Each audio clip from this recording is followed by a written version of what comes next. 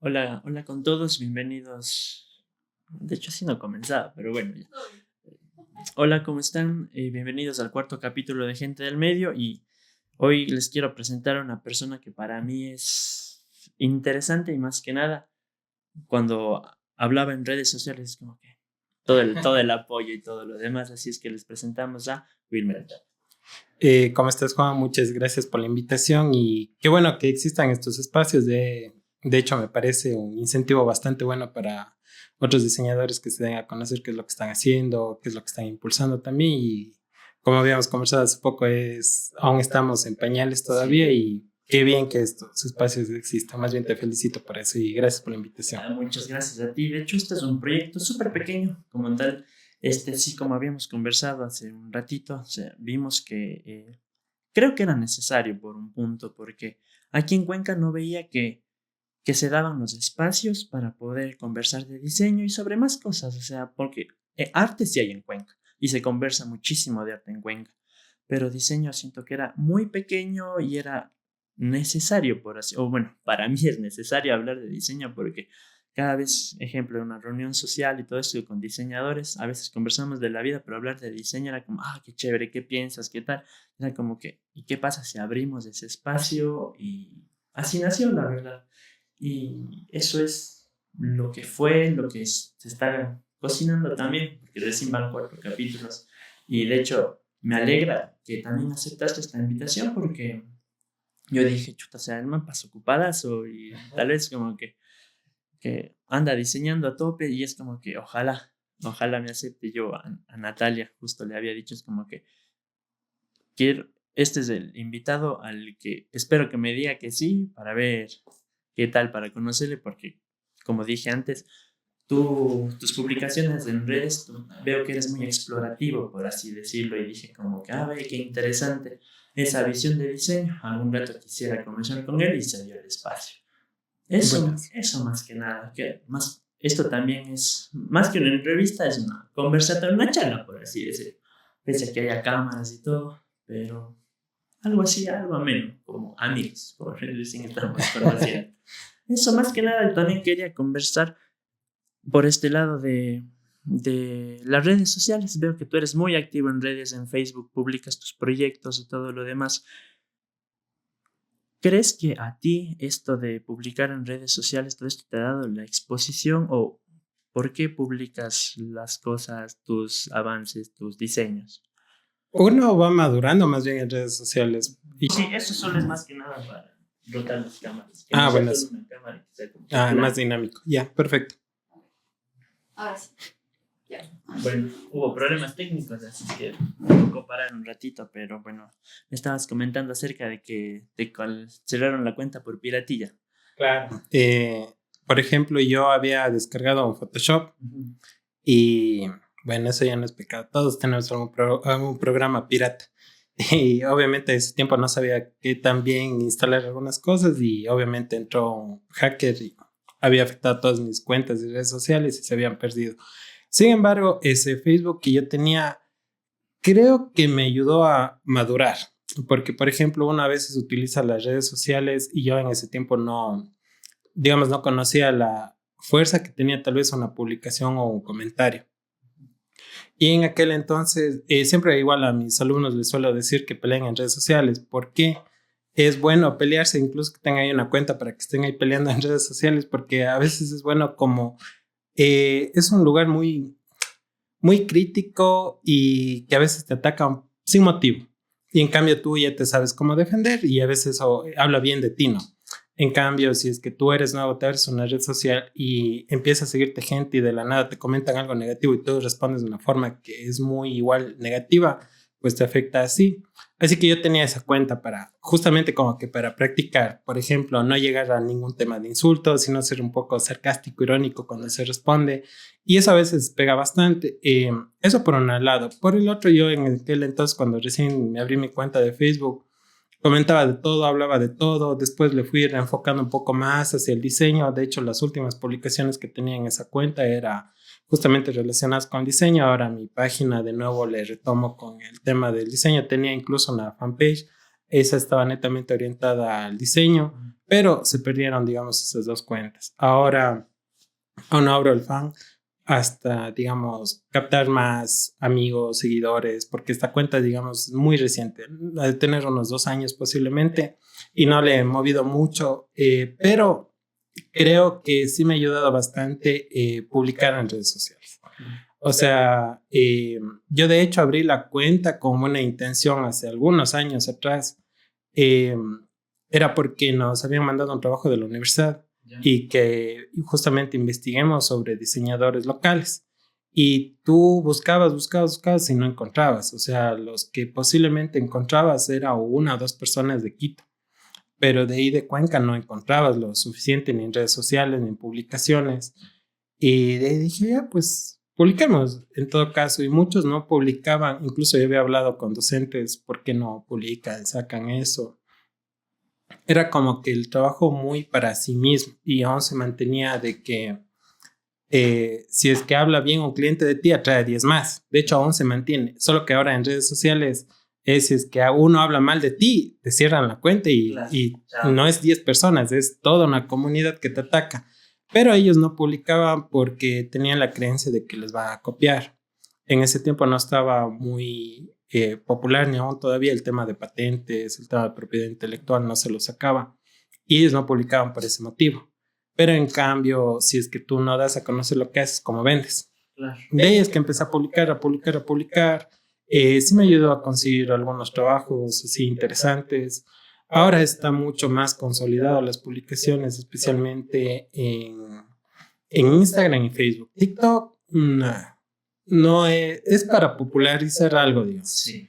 Pero de ahí así para, digamos, algo de trabajo, o muy bien Instagram o muy bien Facebook. LinkedIn también es algo que está tomando relevancia. Sí, pero es más enfocado tal vez hacia empresarios o tal vez con otros colaboradores, mucho más profesional. Hace unos 2 años en LinkedIn no se movía nada, ahora ya se está moviendo muchísimo más. Cazadores incluso de talentos, yo no sabía. De hecho, descubrí que hay cazadores de talentos que les llama la empresa le llama que está buscando un diseñador con ciertas características y ellos han sabido buscar en LinkedIn. Yo eso no había hace algunos tiempo atrás, ahora ya existe. Pero es como verse más bien en esas redes sociales y eso sí, o sea, aprendan ahí a pelearse con las personas de cualquier tema. Eso es como una práctica, no con el hecho de ofender a nadie, no, sino que es una práctica porque es un lugar en el cual, oye, tú puedes publicar de arte. De ley va a haber alguien que te diga eso es basura, no sirve, ¿qué es eso? ¿Qué estás haciendo? Y uno si es muy nuevo, tal vez contesta de una forma que le hacen más bullying todavía. Entonces ahí tú medio que te mueves en redes sociales y ya sabes cómo defenderte. Y defenderte no es insultar, sino más bien es responder de una forma medio sarcástica o con alguna pregunta retórica. Y es como que hasta ahí. Eso te obliga más que nada, creo que también indirectamente te obliga a que sepas un poco más del tema. Porque si es que no sabes del tema, es como argumentas a alguien que supuestamente eso no es arte. Porque sí, ponte, ahorita con lo que dijiste, abriste un abanico tan amplio de temas que a mí, ponte, me llaman la atención. Uno es que loco que tú a tus alumnos les digas que se abran una cuenta y que comiencen a comentar también, porque a la larga es como que hacer escuchar la voz de las demás personas y más a diseñadores, por así decirlo, que siempre hay algo que siempre hay algo que puedan decir. Otra cosa que me llamó mucho la atención es las patentes. Vi que en la mayoría de tus publicaciones tienes como que los derechos reservados y todo. Es como que tú ya has aprendido el otro lado del diseño también, porque eso es algo que no nos enseñan mucho en la universidad, como que los diseñadores hacemos de todo, publicamos en redes y ahí se va, pero no nada de derechos, propiedad intelectual, ese tipo de cosas. De hecho, ahora en la universidad sí se está normalizando, digamos, el que saquen patente de algo. Eso se tarda un poquito más de tiempo, o derechos de autor de alguna publicación. En mi caso, sé el proceso. De hecho, hicimos igual con los amigos desde cero unas patentes, incluso hasta de la marca, todo, para ver cuál era el proceso. Sí se tarda un poquito. Pero en mi caso no saco patentes de todos los diseños, porque primero el tema de costos. Si estás dentro de la universidad, a veces la propia universidad te facilita y no te sale, digamos, con el costo. Lo segundo es de que si yo patento todo es medio complicado por el tema de costo. Y lo que me había dicho, no sé si es un buen o mal consejo, había una página que es Somos Di. Ya no existe la página, era de una diseñadora mexicana y un día de la nada estuvimos conversando, le pregunté algunas cosas y ella me dijo que incluso ella misma aplicaba eso, que patenta algo siempre y cuando se justifique. Y la otra frase fue de que patenta algo si sabe que le van a copiar eso. El asunto es de que, por ejemplo, si patento todo y yo cada semana publico un nuevo diseño, es complicado, digamos, es más bien es como para dar a conocer lo que yo hago. De ley hay opciones o hay propuestas que me van a copiar y de hecho ha pasado que me han copiado. El asunto es de que va a sonar mal, pero ¿cómo le demando? Es maestro el que me copió una ocasión, fue un maestro. Claro. Sí, o sea, claro, es complicado y a lo mucho hizo unas 2, 3 de esos meses, no fue más, digamos. En cambio, lo que hago es publicar, me contactan por eso y obviamente le diseño algo para esa persona, ¿sí? Entonces, por ahí va más o menos cómo es la publicidad que yo me hago. Y otra cosa, he visto estudiantes que sacan un nuevo material. Eso sí justificaría, digamos, hacer una patente de ese material, de ese producto, porque a futuro puede que se haga un negocio con eso o puede que llame la atención a alguna marca. O sea, es verle el potencial de ese diseño. Si es que tiene el potencial de que es fácil tal vez de copiar o muy fácil de reproducir, entonces sí justificaría hacer una patente. Y como dijo, no es, y me dijo así la diseñadora tal cual, no es la patente para que no te copien, más bien es para que te copien y les demandemos y así ganamos dinero. El asunto cuál es que la mayoría de mis diseños han sido copiados pero en China y ahí sí no hay protección local, no hay nada que te pueda cubrir. Estuve averiguando cuál sería el proceso para protegerte, digamos, en China, y es que te contactes con una empresa de China y desde allá realizas la patente. Ah, qué loco. Pero para que te copien chinos ya está en otro nivel. Claro, ya. Y yo como me enteré de los productos que me copiaban, porque en Pinterest a veces salen así los diseños, todo. Digo, ese plano es como que se me hace parecido y yo nunca había sacado un plano de eso y voy, busca y ya veo ahí la propuesta. Y me quedé loco cuando ya empiezo a ver los escritorios, pero en serie. Ya era tarde y de hecho, así por cuestiones de la vida, en Instagram, una persona se me contacta y me dice, oye, ¿sabes que vi tu diseño en una galería? Y así, ¿qué galería viste? Y me manda y era una galería de empresarios chinos. Y yo veo así, era desde el pie hasta el techo, que estaban de diferentes objetos, sillas, mesas de centro, todo. Y yo veo unas, ¿cómo se llaman estos? Son como veladores de madera. Y yo digo, esos diseños yo conozco. Y se llama Manuel Habilidades. Yo también alguna ocasión hablamos por Behance. Eso es lo bueno de las redes sociales también. Sí, porque de la nada sale un comentario y dice, oye, ¿cómo hiciste eso? O ¿con qué renderizaste eso? Y ya conversas de algo. A mí me da muchísima vergüenza hacer eso. Yo, de hecho, cuando te escribí fue como que me persigné 3 veces, aunque no sea católico, además fue como, ojalá, vamos a ver. Así mismo, así a mí sí me cuesta como cuando veo a los referentes o a alguien que ve como, ¿cómo ha hecho eso? Como que ponte, me dice, vos, no te quiero decir igual. Como ese chiqui miedo, por así decirlo. Sí, te sale buenas conversaciones porque dice, ¿y con qué madera hiciste? Digo, no es madera, es render. Ah, dice, pero ¿y cómo le harías? Y ahí sale alguna conversación. Y yo veo eso, digo, yo conozco sus diseños y me puse en contacto con él. En el Behance, dije, hola, ¿cómo estás? ¿Sabes que me mandaron esta foto? Creo que son tus diseños, no sé si es que hiciste algún contrato con China. De el man abre. No, y se puso a averiguar de una con el abogado y a la semana me conversó y dijo que ya no había absolutamente nada que pueda hacer. Y me quedé loco porque él hace en madera, pero son unos detalles impresionantes del man. Es muy, muy detallista. O sea, los cortes perfectos, precisos, y le replicaron tal cual. Tal cual. Incluso yo con la empresa les iba a hacer bullying, pero después dije, no, voy a averiguar quiénes están trabajando y cómo hicieron, porque yo traté de ver y dije, no cacho cómo le están haciendo esa propuesta. Porque yo hice para que no, o sea, sin pensar mucho en la materialidad, como es más para promocionar en redes sociales, no lo pensé en eso. Y veía así unas curvas muy, muy, muy chiquitas, así con muy bien realizados los detalles. en vez de enojarme, más bien me entró la curiosidad. Claro. Y empecé a ver así, medio que analizarles, a ver quién está dando like, quién comparte todo. Y vi a unas personas que siempre compartían. Y me puse en contacto, vi cada uno de los perfiles y vi uno de ellos que era fabricante. Y le consulté, oye, digo, ¿cómo estás? Digo, ¿tú fabricas en esa empresa? Dice, sí, de hecho me llaman para fabricar justamente estos muebles. Dije, lo que pasa es que yo diseñé eso. Y ellos, y ahí fue la conversación, yo no sabía en aquel entonces, de que está normalizada la copia. De hecho, él me dijo, oye, sí, tus diseños son súper chéveres, nos sirven ahí de referencia. De hecho, siempre estamos ahí golpeándonos, pensando cómo, golpeándonos la cabeza, cómo hacer. Y dije, y el man así fresco. O sea, es de lo más normal que estaba la copia, es muy normalizado. Y le dije, ¿qué otros diseños han hecho? Sí, y vi uno de Zaha Hadid, de Karim Rashid. Si ellos que son mega ultra diseñadores no pueden hacer nada ante China, o sea, es complicado.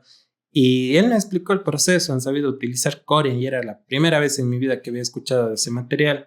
Y después averigüé y era un poquito caro, lo venden en Quito y es por medio del calor que te venden la plancha y le van curvando. Y sí, salió, digamos, más cosas ahí conversando con él.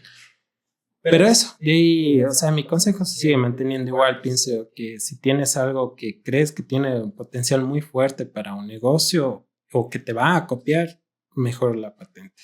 Claro, pero qué loco, pero o sea, que tus diseños, o sea, que sea referente para China y que hagan, bueno, que te copien, es como, qué feo por el lado del monetario, por así decirlo, pero como referencia, no sé, yo me sentiría como que me están copiando, me están quitando plata, pero, o sea, Claro, o sea, y cacha, esos chévere. diseños no fueron exclusivamente pensados para fabricar, sino fueron un poco más exploratorios. Sí, sí. Claro. Uno siempre cuando diseña también está tomando en cuenta los materiales con los que se podría hacer. Pero, por ejemplo, la mayoría me ha contactado, me ha dicho, oye, este diseño está bonito, dice, ¿cómo le podemos tal vez adaptar algo para mi sala o mi comedor? Qué Así. chévere.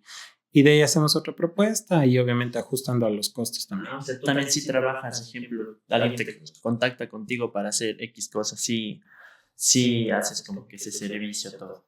Claro. Ah, qué chévere. Y claro, y ahí se desprenden también dilemas éticos. Por ejemplo, a mí se me han llegado con propuestas de Pinterest. Me dicen, oye, consultado, tal vez no, en otros lados no me dan haciendo, tú sí puedes, y me muestro. Digo, ¿te puedo dar haciendo un diseño similar? No, dices que yo quiero exactamente el mismo. Y ahí queda el dilema ético. Y ya toca hacer, si no hace conmigo, hace con alguien más. Es un negocio también el ingreso ese. Sí. Y eso no quieren debatir, nadie no quiere, pero se da, o sea, es difícil y obviamente ellos popularizaron como que si ellos hubiesen hecho todo el diseño, digamos, pero en mi caso llega eso y yo ya no publico eso. Por ejemplo, solo tal vez muestro por ahí algún proceso de construcción, todo, pero ya no publico. Claro, eso sí es verdad.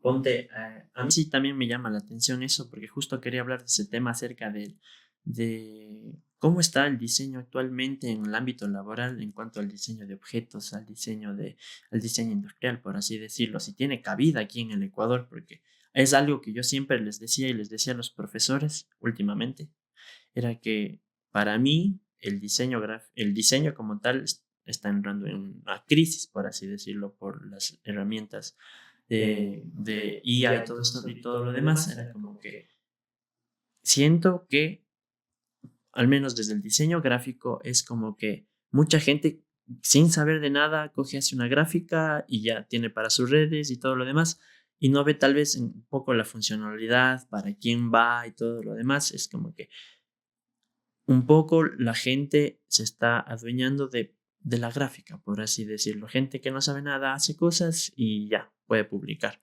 Y siento que eso puede como que generar una crisis dentro del diseño, por así decirlo. Y ahora también en el ámbito laboral hay algo que yo conversaba muchísimo con diseñadores de objetos. Me decían como que, o sea, salimos de la U y ¿en qué vamos a trabajar? Y era como que, chuta, o sea, yo no tengo esa perspectiva del diseño porque yo soy diseño gráfico. Claro. Y era como que, no sé, o sea, para mí, yo si es que pudiera haber sido diseñador de objetos, lo hubiera sido, pero ponte, para mí sí, la representación del dibujo técnico, soy malísimo para esas cosas. Qué bestia de mal, era como que, chuta, quisiera ayudarte en algún lado, pero yo tampoco no conozco ese ámbito del diseño como tal.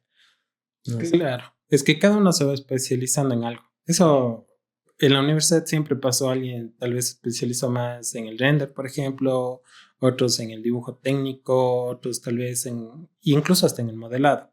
Algunos que tal vez nos fuimos por el modelado un poco más exploratorio y otros más técnico. Y a ver, en cuanto a la cabida, la verdad, de la mayoría de los diseñadores que conozco, o sea, que iniciaron conmigo, ya tienen su propio taller. O sea, más bien están generando su propio negocio, digamos, está su propia empresa. Cuesta un poco arrancar. Yo vi incluso el proceso de ellos, cómo fue. Y sí se tarda, sí se tarda. Incluso yo mismo he trabajado con ellos, así en alguna cosa que hay que construir algo. Lo que sí a nosotros nos tocó es de ley la fabricación. Por ejemplo, en la universidad, digamos, llegamos hasta cierto punto, y lo mismo te debe pasar, llegamos hasta cierto punto que es, digamos, la conceptualización, la generación de la propuesta, todo, pero muy poco se aborda, digamos, la construcción como tal. Y a nosotros sí nos tocó. Yo, por ejemplo, te comento, yo la primera vez que estuve trabajando en X empresa, solo me ponían a hacer cocinas y yo no sabía nada de cocinas. Claro, yo no sabía y uno comprende que esa es la base para poder hacer ya el resto de muebles que es modulares y todo, y es la base entender eso. Y no me gustaba mucho porque era muy estético, no era muy funcional cómo se hace, cómo se construye. Y después yo bajando con el maestro le consultaba y cómo se hace esto y cómo ya medio que te va explicando y ponte ese conocimiento, cómo se adquiere desde afuera. Y sí o sí tienes que involucrarte con la construcción y eso ya no se aprende en la universidad. Y a veces los estudiantes piensan que salen con todas las nociones de todo y no es así. Chiquito todavía, estás bien. Claro. Y me encanta esto, lo que acabas de decir, porque es algo que siempre le tengo en mi cabeza. Yo como diseñador gráfico pienso en la obsolescencia planificada. Y ponte desde lo gráfico, es como que, a ver, si existe, como diseñadores sabemos que existe, sabemos qué pasa, sabemos que, ejemplo, Apple hace este tipo de cosas, pero tú como diseñador de objetos que has trabajado en X empresas o algo, o sea, bueno, más que qué opinas, qué es lo que pasa por tu cabeza cuando, ejemplo, hay algún diseño que sabes que esto puede dañarse en un mes y la gente es para que pueda pagar más y todo ese asunto? No sé si te ha pasado, no sé si has vivido esa experiencia o... Sí y no. Sí, en el ámbito de que hay veces que el cliente no tiene presupuesto. Por ejemplo, digamos una cocina. Hay tres tipos del precio de cocina. El uno que es melamina normal y es el tablerito, como este tablero de acá, que es normal. Tiene un costo, ahorita no sé, pongamos $45 ya. Me invento ahorita, ya tengo que consultar cuánto está.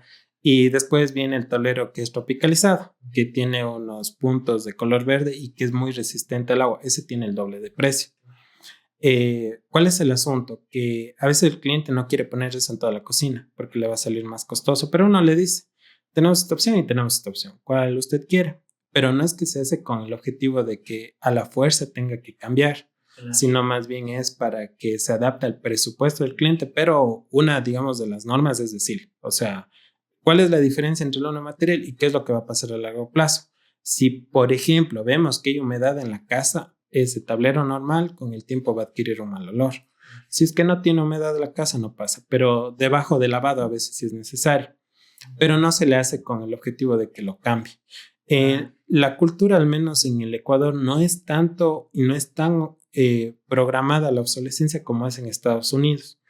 Y yo he visto videos, no conozco Estados Unidos, pero he visto videos así de casualidad de que hay personas que hacen un recorrido y cogen muebles así de todo tipo, sofás, sillas, y le ven, le analizan a ver en qué estado está y se llevan, o bien sea para su casa o bien sea para arreglar y de nuevo vender.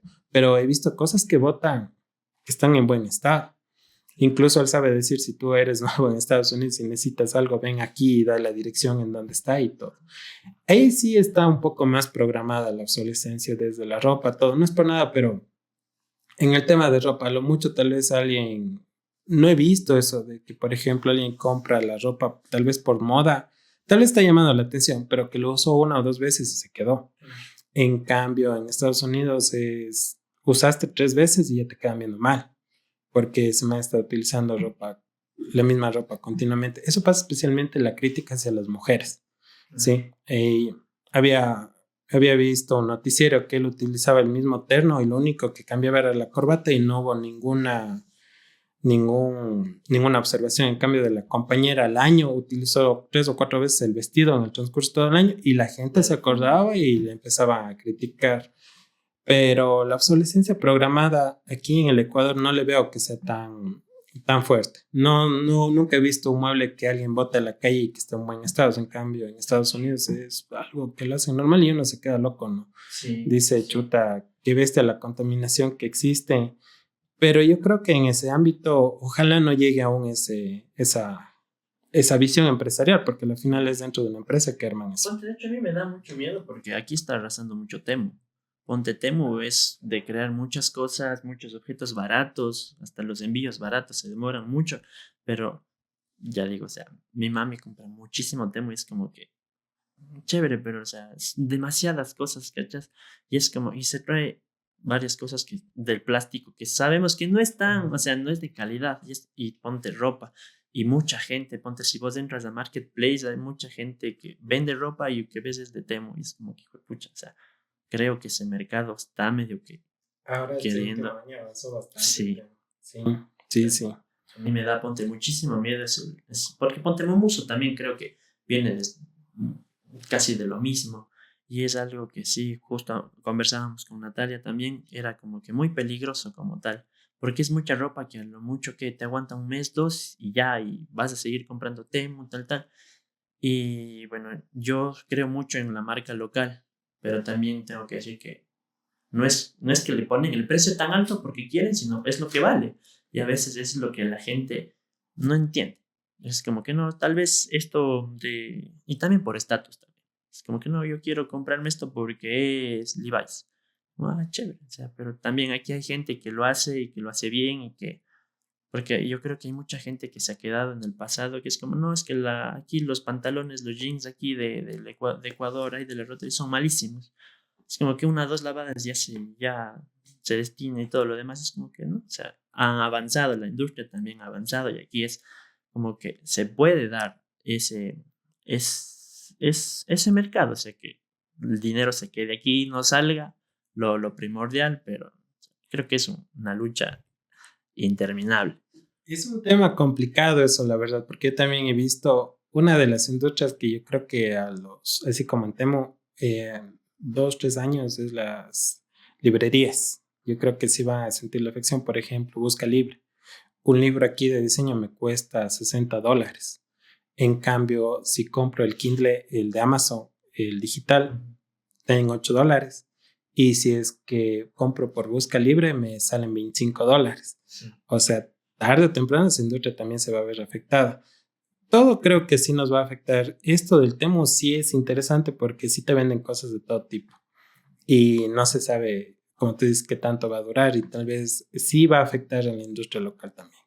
Ese no me acordaba de tema, pero sí tienes razón. Al menos en el último año, 2 años más o menos, es que ha pegado bastante lo de Sí, tema. sí, a mí me asusta, pero ya, hay que ver cómo sale, a ver. Más que nada también, ahí ponte otro asunto que dijiste que me llamó muchísimo la atención acerca, bueno, regresando unos varios pasos atrás, acerca de tus estudiantes, de cómo les... ¿Qué pasó? Un bajón de luz. Sí, ¿Todo bien? pero sí, sí, sí, pero Sí. ¿Sí? sí. Ay, me asusté. Yo dije, ya volvimos a los apagones, qué hueva. Sí, ponte eso también. Ya. Dejemos de lado eso y los apagones también sí fue full chocante para todas las empresas. Ponte, yo también tenía amigos que son diseñadores de objetos que se les lleva la luz y también amigas que eran también que se dedican a hacer cerámica, era como que, ¿qué hacemos? O sea, no, nuestras pérdidas son bastante grandes, no sabemos cuándo esto va a durar. ¿Y qué vamos a hacer? Ponte ya tengo una amiga ceramista que era como que, pucha, tengo que aprovechar las 2 horas de luz que hay, vamos a ver qué se hace. Y fue demasiado como que apocalíptico, así hasta tan heavy se va el asunto. Eso sí fue un dolor de cabeza. Yo, bueno, en ese tiempo estaba en Bato dando clases y nosotros necesitábamos los laboratorios. Y al menos cuando empezaron recién los cortes, chuta, ¿cómo le damos clases? Y ahí sí utilicé bastante lo que es TikTok. Dejaba las clases grabadas y subía. Por ejemplo, el TikTok yo no lo utilicé como para hacer una plataforma popular, sino que yo como veía que todos utilizaban TikTok, ahí grababa los videos y que accedan cuando podía. Ya después gestionaron para que no nos corten la luz solo en la universidad y eso ayudó bastante, pero igual amigos tenían negocios, todo, estaban muy complicadas las herramientas, igual. Ah, qué raro. Ya son 2 veces. No pasa. ¿No se está yendo la luz allá? Es que Nico está sin la luz prendida, entonces. ¿Está alguien ahí? No. No. Es el fantasma. No, sí hay un fantasma. No sé si sí creo capaz que es algo de la luz que se está yendo a ratos. Pero sigue grabando. Ya. Dale. Ya. Sí, Creo que ignoremos esos espacios, solo sigamos. sí, está bien. No, pues sí, eso de la luz sí complicaba a algunos compañeros todo, que tienen talleres, cómo construir sin electricidad, imposible. Igual, por ejemplo, comprar, digamos, si es taller de carpintería, comprar lo que es estos, ¿cómo se llaman estos aparatos grandotes? Se me fue el nombre, que los generadores de luz, complicado porque son varias herramientas y no es que están encendidas solo un momento, no es que sea un foco, sino jalan bastante electricidad y necesitan bastante fuerza. Sí fue complicado ese asunto y eso me pone a pensar a veces y yo como diseñador siempre les he dicho igual que piensen en la calidad de lo que hablamos anteriormente. Es complicado vender, al menos ahora, complicado vender algo que tal vez no te dure porque te queman en redes sociales. Y segundo, viendo ese tema de la contaminación y todo que sí nos está afectando, nosotros sentimos, hacer algo que termine al final en un vertedero o algo tampoco es que ayuda. Y ahí tenemos la responsabilidad, en cambio, como diseñadores, de hacer algo que sea duradero. Y bueno, ahí está el reto también, que sea comercialmente atractivo. Y chuta, equilibrar eso es un tanto complicado. Y no, de mis compañeros, en cambio, ahí tuvieron que esperar a que cuando son los cortes, los apagones, empezar a trabajar. Ahí habían cortes que era medio tiempo y es complicado avanzar con eso. Y eso me lleva a otro asunto. Y yo no sé cómo solucionaron el tema de los contratos. Yo he tenido amigos que se han ido a la quiebra y han sido demandados por los contratos que han hecho. Por eso, yo personalmente no solo les muestro de ejemplo cómo es un contrato, todo, pero que a eso haga un abogado. Siempre a veces puede existir un cliente que te pide un contrato por seguridad de él, por seguridad tuya, y si es que no te conoce, a veces no hay que tomarse eso mal. Que te pida un contrato y uno dice fresco, no hay ningún problema, aquí está el contrato. En larga también es profesionalizarlo, o sea, hacerle más profesional el ámbito. Exacto. Pero bueno, la mayoría, si es que puede evitar el contrato, mejor. Y si es que no es un contrato redactado por un abogado, ni presentes eso. Ya hiciste huevada. Seguramente, si es que preguntaste a ChatGPT, lo que sea, hizo mal. Porque ChatGPT, digamos, es políticamente correcto. Y te va a hacer un contrato el cual tú lees, qué bonito. Pero le va a beneficiar ¿a quién? A la persona que te contrata. Y si tú hablas con un abogado, ellos dicen, no, hay que protegerte a ti. Sí, o sea, hay que tratar de ver la forma en cómo te proteges. Por ejemplo, alguien ponía en el contrato de que 3% de descuento por cada día de retraso. Y ahí está muy mal. Sí, o sea, y uno consulta al abogado y eso puede escuchar feo, digamos, que yo les diga eso, pero es que es así. Y ha habido empresas que se han ido a la quiebra si uno recién está empezando y está mal redactado el contrato. Te puedes ir a la quiebra y no, digamos que en el mejor de los casos vender tus herramientas. En el peor arrastras una deuda de posiblemente años por estar pagando esa demanda. Y es complicado. Y si tú hiciste el contrato y el cliente entrega, pues casos muy particulares.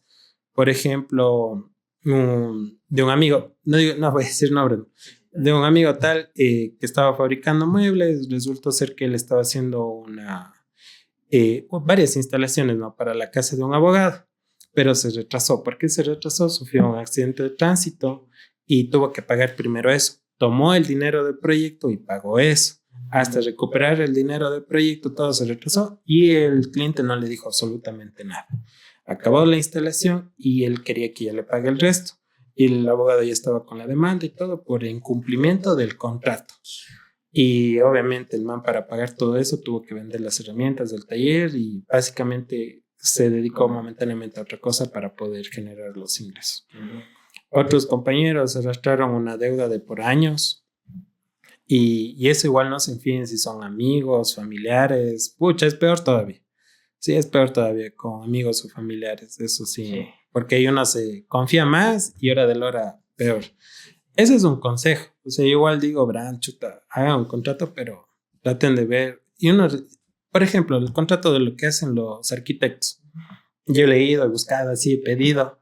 Espero que no se enoje ningún arquitecto, pero sí se protegen bastante bien. Incluso dice en caso de que se demora, pues se hablaría con el dueño para ver cuánto tiempo más de plazo se otorgaría para entrega de proyecto, pero no dicen ni nada de descuentos, no dicen nada de eso.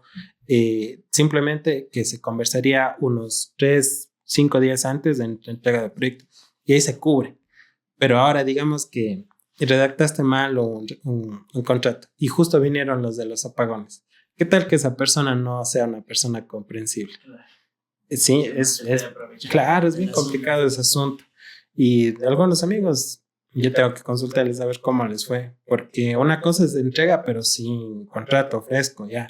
Digamos, oiga, sabe que pasó esto, comprenda, me voy a retrasar un poco, ya. Y si es una persona que, digamos, no tan cargosa, pues fresco. Lo ponte sí es interesante. Yo nunca le había pensado ese ponte del ámbito laboral. Pues, yo veía que la gente no vendía y que no ingresaba dinero. Y era como que versas. Pero ahora que me lo cuentas también, que aparte de los apagones, también esto de los contratos es muy importante. Yo hablaba con una profesora y me decía en los apagones que era complicado dar clases en el sentido de que había mucha gente, muchos estudiantes dentro del aula que a veces tenían que preocuparse por su familia, casi como una pandemia 2.0 ya. No, obviamente, salvando las distancias que hay entre una pandemia y un apagón, pero decían como que, o sea, ahora, ¿cómo vamos a hacer? ¿Cómo vamos a dar clases? Hay estudiantes que no se pueden conectar. Y fue como que una chiqui crisis, por así decirlo. Y bueno, yo como ya me gradué, fue como que chuta, que versas, por suerte, donde en nuestro anterior local no se nos iba la luz nunca, era como que un privilegio, por así decirlo, pero a ver, siento que los negocios fue como que, lo último que pensamos es en redes sociales, ahorita quiero despedir gente o quiero ver cómo retribuyo mi dinero y las redes sociales es lo último. ¿Saben qué? Ya no queremos trabajar. Por hoy pausemos y sigamos. Y en otro rato se sigue, es como que chuta. O sea, sí fue para todos también como que un golpe en la cabeza. Incluso ahora que este tiempo estaba trabajando como docente, me llamó la atención de algo. No teníamos luz y estábamos acostumbrados aquí a proyectar. De nuevo ahí, obviamente a veces sí uno trazaba alguna cosa con el marcador y todo, pero ahora ya todos ahí con el marcador y eso y algunos no se acostumbraron. Sí, o sea, es complicado porque uno también no es que tiene en la memoria todo la clase, sino que uno va proyectando y va avanzando y explicando y más que nosotros somos visuales. ¿Cómo solventas eso? O sea, no es por nada, pero a diferencia tal vez, no sé, puede que alguien difiera conmigo, tal vez las matemáticas, ¿ya? Coge, hace la fórmula y va explicando, pero en nuestro caso, ¿cómo le explico los rasgos tipológicos? Si tengo que mostrarle en pantalla cómo se hace eso. A mí en ese caso, a mí sí me salvó mi página web. Porque hice una página web cuando yo decía, ojalá no cometa los errores que tal vez vi o aprecié como estudiante de algún otro docente? Yo tuve muy buenos docentes, pero había algo, por ejemplo, yo era muy malo anotando. O sea, anotaba las cosas que eran más importantes, pero con el tiempo ese cuaderno, ¿dónde terminaría? ¿No? Y yo, chuta, ¿dónde anoté eso? Busco, no encuentro. Dije, chuta, ya quemé esa huevada de cuaderno, ¿dónde dejé? No apareció y nada. Y yo dije, no hagamos algo diferente. Y más bien cogí, pasé toda la materia, en todas las materias que iba dando en mi página web. Y justo cuando empezaron los apagones ya tenía un montón. Entonces, ¿qué es lo que ellos decían? Verán, en sus casas, como algunos estaban sin datos, todo. O incluso alguien, si es que lo olvidó, le compartíamos datos. Vayan y dejen cargando la página. Y con eso ya se solventó bastante. Porque yo iba explicando algo en la pizarra, pero en cambio ellos accedían a las imágenes en eso. Igual a otros docentes me mandaron las presentaciones para que se descarguen en los celulares y eso como que ayudó un poquito. Pero al menos las primeras veces que nos pasó era como chuta. ¿Qué iba después de esto? Ah, sí, yo me acordé. Y era...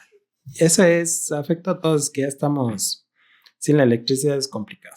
Sí, ya básicamente una necesidad básica. También. Claro, es complicado y chuta, esperemos que no se repita. Ojalá que no. Yo también créeme que estoy así como que chuta, ojalá.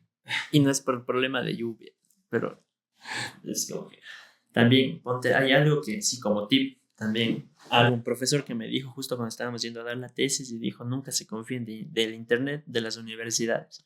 Siempre, si tienen que proyectar algún video para su presentación, su tesis o su algo, descárguense ese video y después proyecten. Nunca se confíen del internet de las universidades. Sí, sí. Era como que ya, ok, está. Y la verdad, gracias a eso es como que, a ver, un día antes, ¿qué tenemos que descargar? Descarguemos, ya no importa.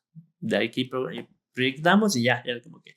Pero ponte, a veces, cuando ocurrió como que estos apagones, a mí lo que me pareció loco es la necesidad de la electricidad, por así decirlo, tanto como tú decías, para proyectar, para todo. O sea, es indispensable ahora tener un celular con internet, con algo para vivir, por así. Es como Claro. que ya antes era como, y antes las clases, ¿cómo eran? Sin proyector, ponte, los diseñadores, ¿cómo daban clases? Es como que un gran respeto, por así decirlo. Cómo daban, cómo hacían todo ahora, dibujo técnico, ya en AutoCAD, todo, Claro. tremendas hojas. Y...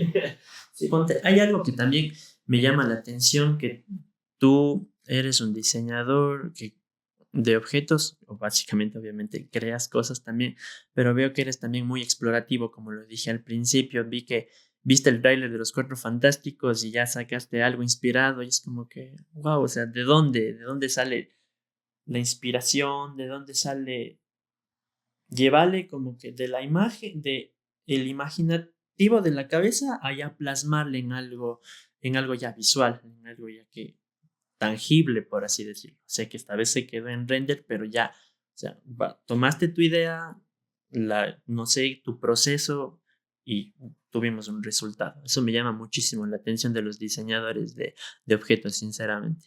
Había una frase que decía, la inspiración está en todos lados, y eso es como que uno queda ahí grabado y a veces uno encuentra inspiración en donde sea, hasta de un caracol. Sí, y es chévere eso porque creo que se va dando mediante el ejercicio.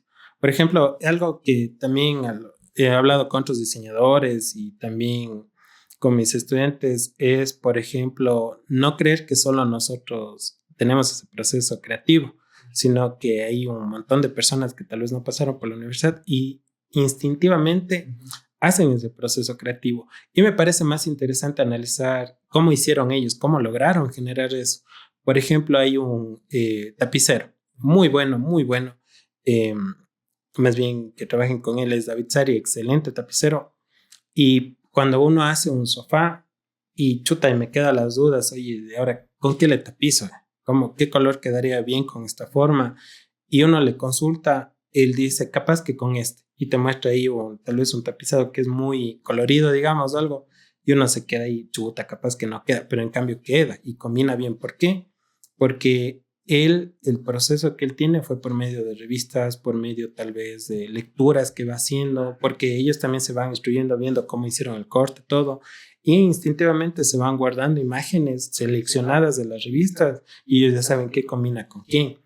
Y ese proceso creativo está en bastantes áreas. En mi caso, ¿cómo salió, digamos, esto? Sabes que yo hasta tercero no sabía que era diseño de objetos, no porque no me indicaron, sino que yo no sabía cómo encajar, digamos, en eso.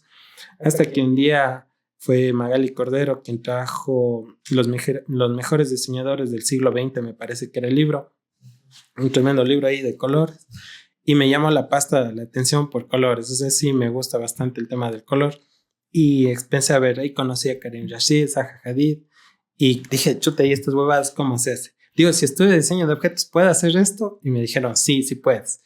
Y de ahí dije, no le escuché convencido. Y fui con cada uno de los docentes y dije, si estudio esta carrera, ¿puedo hacer estas cosas? Porque me parecen cosas que eran locas así. Y él decía, no, sí se puede, sí se puede. Ya después, cuando ya quería construir esas cosas locas, no se puede, no se puede. No hay la tecnología. Chuta, y dije, ya, pero bueno, al menos uno fue experimentando.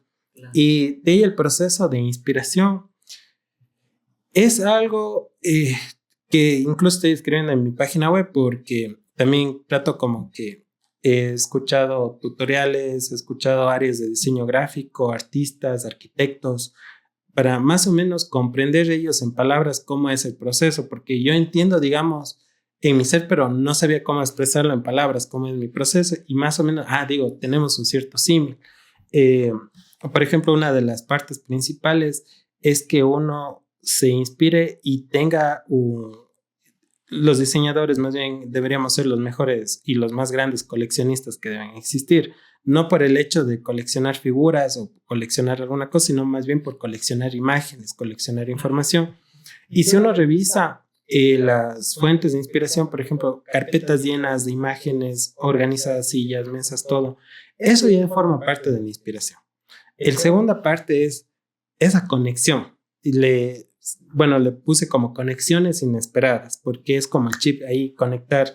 Por ejemplo, me dicen, vamos a diseñar una mesa de centro.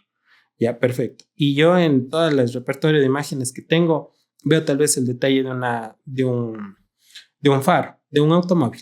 Veo el detalle y digo, ve, esta forma está interesante. Y sigo buscando, y veo ahí tal vez un material de algún objeto X. Digo, qué bien, conecto esto con esto y posiblemente me da una mesa de centro. Y es como que ese proceso es como que yo inconscientemente, digamos, lo hacía, pero no entendía, ni uno no entiende cómo es ese proceso creativo, porque si uno le pregunta a otro diseñador, man te va a decir capaz que es así, asado y cocinado. Pero hay ciertas cosas que yo traté como, digamos, no de hacer una receta, pero ver cuál es el común. Y empecé a buscar diseñadores gráficos, empecé a escuchar, me gusta mucho también este podcast, me parece genial, más bien porque uno es como que ve la mente de la otra persona cómo funciona. Por ejemplo, de Marcel Wanders, yo no le entendía cuando cogió un lápiz, es un diseñador industrial, y él dijo, esto no es diseño. Y él se refería a coger y dibujar, que no es diseño. Y de ahí escuché toda la entrevista y él justamente no hablaba de conexiones, sino hablaba de relaciones, de que se tienen que relacionar las cosas, de lo que uno sabe, de lo que uno le inspira y de lo que uno pretende llevar más allá al diseño. Y en otras palabras dijo lo mismo que te estaba diciendo, y es como que eso y vamos practicando. Por ejemplo, a los hombres les digo, ¿saben qué? Voy a mostrarles una credenza o un vajillero, un mueble bajito ahí medio llamativo. Con eso van a hacer una lámpara. Chuta, al principio cuesta un poco, ¿no? Y ellos ven, si se sale la lámpara de lo normal y cada uno diseña algo diferente. Un ejercicio rápido que yo les sé hacer antes de cualquier clase, digo, verán, vamos a algo, cierren los ojos y dibujen una silla. Cierren los ojos así, dejen la mente libre y dibujen una silla sin referentes, sin nada. Abrían los ojos y empezaban a dibujar, porque ellos primero dibujen o pongan en su mente cómo es la silla. Y dibujaban las 4 patas, el asiento y el espaldar. Ahora, vamos a dibujar una lámpara. Y empezaban a dibujar la lámpara como ellos la conocían. Y tú veías, todos ellos eran básicamente la misma silla. De todos ellos eran casi la misma lámpara. Claro, exacto. ¿Y por qué salía la silla que nos hacían dibujar ahí de 4 patas, todo? Porque es como nosotros nos vamos relacionando con los objetos que nos rodean. Por ejemplo, tú tienes una selección de objetos, ya es algo diferente, ya es una interrelación de cosas que te gustaron y vas colocando. Pero si tú no hubieses hecho esta relación y cuando estabas de estudiante te pregunto, dibujo una taza, dibujarías la taza que comúnmente ves tal vez en la casa de tus abuelos o en las casas de tus manos, y todo es como un símil. Dije, ahora vamos a hacer algo diferente. No vamos a dibujar una silla, vamos a dibujar un asiento. Y ahí estamos jugando con las palabras y ellos se quedan así. Un asiento. ¿Cómo es un asiento? Entonces, ya, si uno dice, claro, dice, pero un asiento puede ser esto, digo, no sé, dibuja un asiento y ahí le dibuja ya sin el espaldar o le vuelan alguna otra cosa. Es como que otra parte del proceso creativo es jugar con las palabras. ¿Y eso de dónde aprendí? De Dora Giordano, porque ella decía, ella decía una resignificación de las palabras. Al principio no le entendía nada de lo que me decía, eran clases de la maestría. Yo me quedaba fascinado porque todas las cosas que escuchaba, dije, hablo un montón de cosas, todos me encuentras fascinante, pero no entendía nada. Y llegaba a la casa y me ponía a leer y ella entendía que ella a las palabras le daban un nuevo significado. Y eso era interesante porque, por ejemplo, la lámpara. No vamos a hacer una lámpara, vamos a hacer un difusor de luz. ¿Cómo es un difusor de luz? el hecho de jugar con las palabras ya te incita a que generes una forma diferente. Claro, que te imagines algo más. Claro. Que sumes cosas y que veas el resultado. ¿Qué tal? Ya se alejó la silla normal. El siguiente ejercicio que vamos a hacer es, por ejemplo, de las conexiones. Les voy a mostrar una imagen y ustedes quiero que esto conecte con la última silla que hicieron. Y ya generan otra forma, ya le dan textura, ya le cambian de material, ya no es lo típico que nosotros encontramos. Y ahora les muestro. Además de esto, les voy a mostrar la imagen de un edificio. Ahora, ¿cómo vamos a encajar esto con esto? Y el reto se vuelve un poco más complicado, pero es un ejercicio interesante porque si uno va viendo el proceso, es de cómo inicia, cómo termina, y ahí es como que trato de encontrarle, digamos, esa parte justamente creativa.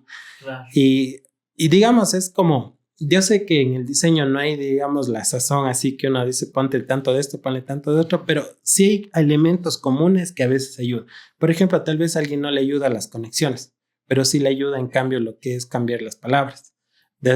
No hablar de la silla, sino hablar del asiento, no hablar de la lámpara, sino hablar de un difusor, no hablar de la mesa, sino tal vez de una superficie para comer. Es claro, básicamente es como que romper el paradigma del significado y el significante de que cuando te dicen una silla, ya te graficas la silla y ya te delimita el pensamiento, así es.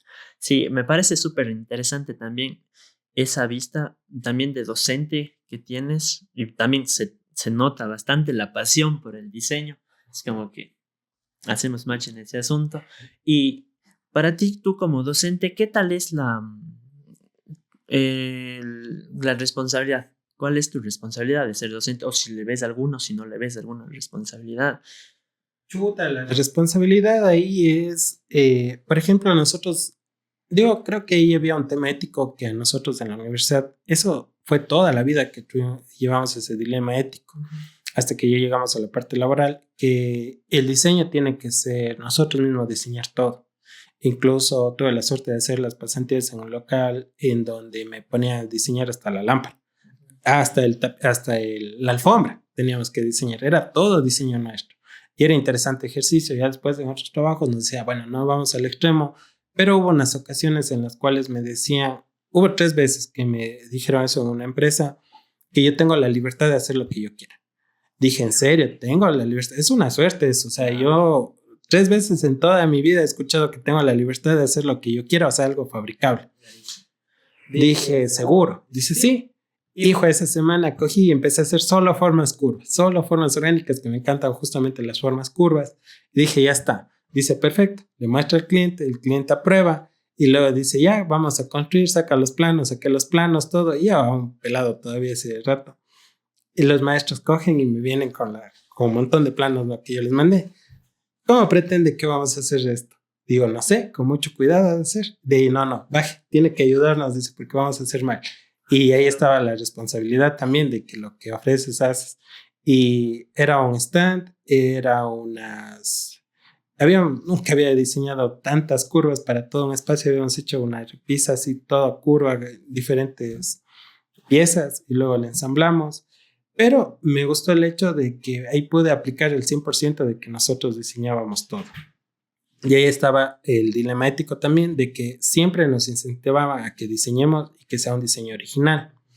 Sí, y eso también se aplica con los estudiantes. Ahora con la IA es un poquito más complejo, pero siempre les digo, la IA es como Pinterest. Hay que ser sinceros. Habían diseñadores que ya desde la universidad presentaban cosas de Pinterest. O sea, desde la universidad. Ahora que salió la inteligencia artificial, no es que se van a poner a diseñar ahora presentan cosas de la inteligencia artificial. Pero el asunto, ¿cuál es? Que uno como que sabía. Por eso digo, un diseñador siempre es como un coleccionista. Y uno decía, chuta, eso yo vi en algún lado. Y uno empieza a buscar y ahí encontré. Justamente en mi biblioteca de sillas o de mesa, ahí encontré eso. Es complicado que te veas la cara porque al sí. El estudiante llega y mira, mi diseño. No, de hecho, yo me acuerdo que había una práctica y eso también incentiva. A mí nunca me funcionó eso. Y yo luego comprendí por qué no me funcionó. Nos decían de que sentémonos y diseñemos algo así, original todo, pero sin abrir el celular, sin ver revistas, sin ver nada. Nunca me funcionó eso. Y yo me sentía, digamos, medio mal porque pensaba que algo estaba haciendo. Que no, ¿qué está pasando? Y en cambio tú ves, y actualmente, y esa fue otra coincidencia, tanto de diseñadores gráficos, arquitectos, que nada puede salir de la nada, sino que más bien uno se inspira en algo y está consciente de cuál es la inspiración para hacer algo diferente. Y yo con mis estudiantes digo, ustedes de ley tienen que, a ver, vamos a utilizar Instagram. Por ejemplo, Instagram lo utilizamos como una biblioteca y tenemos guardado ahí un montón organizado por carpetas. Y tenemos de todo tipo de objetos. Digo, seleccionemos 3 objetos. Vamos a hacer unas lámparas, ¿ya? Seleccionemos 3 lámparas, los que más nos llamen la atención. Seleccionan las lámparas. Ahora, ya sé cuáles son sus referentes. Y les digo, por favor, no me oculten sus referentes, sino muéstrenme sus referentes. Y con eso empezamos a hacer combinaciones, conectamos con otra cosa. Y yo ya estoy consciente de cuál es el referente y cuán aproximado está al original. Y con eso más bien vamos practicando para irnos alejando. En cambio, cuando yo había hecho la primera vez en la universidad de ejercicio, era con 0 referentes y la mayoría terminó copiando. O incluso inconscientemente uno chuta así fuerza la mente por tratar de conectarlo y replica algo que tal vez vio en alguna revista. Es peor todavía, porque inconscientemente, y eso me había pasado en una ocasión, que uno se pone, digamos, a diseñar algo, pero sin nada de referentes. Y yo he hecho ese ejercicio porque no es para nada, pero me sentí mal. Dije, algo debo estar haciendo mal. Y a fuerza me empecé a dibujar algo y dije, ya tengo. Incluso modelé y le dije a mis amigos, mira, digo, ya... ahí tenemos un grupo de amigos de toda la vida, Cristian y Santiago, y digo, miren, ya está este diseño. Y no, dice, eso yo ya he visto en algún lado. Digo, no puede ser si yo me basé sin referentes. Comprendes. Por eso me encanta entender cómo funciona la creatividad. Comprendí de que uno a la fuerza lo que hizo es conectarse con algo que vio en alguna revista. Claro. Y él buscó. Y a los 3-4 días me dijo, ahí está. Y era igualito. Y uno inconscientemente replicó algo. No que lo repliqué, digamos, sabiendo que era eso, sino que fue por algo que se acumuló y se guardó en mi cerebro. Por eso es mejor utilizar referentes y decir, este es mi referente y saber cuánto te puedes alejar o con qué combinar para que se aleje de lo inicial. Eso digamos que es una parte de la creatividad y sobre todo el tema ético, que para mí es fundamental dentro del diseño. Ahora, hay un dilema ético que se abre con la inteligencia artificial, que a nadie pertenece esas imágenes. Esas imágenes que se generan van directamente a la comunidad. Ellos tienen un repositorio en donde todo lo que uno genera con inteligencia artificial va a la comunidad y uno ve que es cientos y miles de imágenes. Ahora, el asunto ¿cuál es? Que sí tenemos que ser un poco, digamos, medio... Sí o sí tenemos que seguir ese proceso que hemos venido siguiendo durante muchísimo tiempo, que es recopilar imágenes, que analizar, porque incluso el recopilar imágenes o revisar revistas de diseño, lo que te hace es que empieces a tener buen gusto. ¿Sí? Si es que uno no tiene, digamos, esa noción de seleccionar imágenes, de saber qué está bien, qué está mal. Incluso ahí a los chicos digo, hagamos críticas. Sí, eso de la crítica debe ser la base. Ahora últimamente ya no hay mucho, y eso no me gustó, especialmente en la parte del arte. No todos, pero en la parte artística no me gusta porque ahora ya no quieren que se critique a los artistas, sino que se acepte su arte. Está bien ahí, digamos, está bien en su campo porque es muy subjetivo. Para mí yo puedo decir, ¿sabes qué? No le considero tan arte. Pero en cambio para él puede ser que exprese algo, una emoción fundamental para él, y es muy subjetivo y nunca va a acabar esa discusión. Pero en el diseño sí debemos ser críticos, muy críticos, porque no estamos haciendo piezas de arte. Podemos hacer formas escultóricas, pero tienen que cumplir una función. Así sea la función de ver, pero tiene que cumplir algo.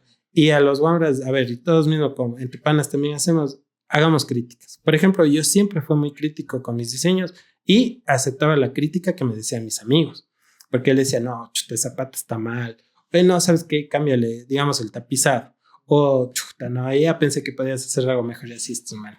Pero, en cambio, ¿qué es lo que te ayuda a esa crítica?